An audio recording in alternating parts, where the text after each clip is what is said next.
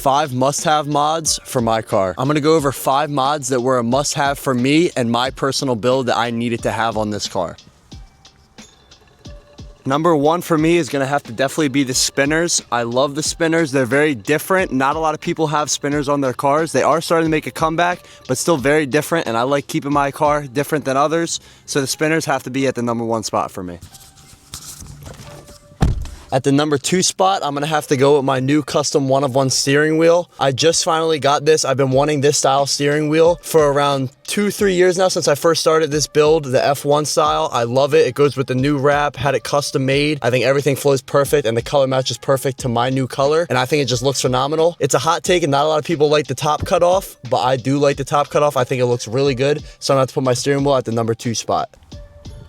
At the number 3 spot, I'm gonna have to go with all the chrome accents I have on this car. Obviously the tips, the mirrors, the door handles, the visors, the headlights. Everybody knows by now that I love my chrome. Everything is chrome in the future. So I threw a bunch of chrome accents. I didn't want to do too much, but just enough to make it personalized to me and myself and my car. So I put a lot of stuff on, like the roof spoiler, rear trim, everything to get chrome to make it nice and perfect, including the 3-piece wheels.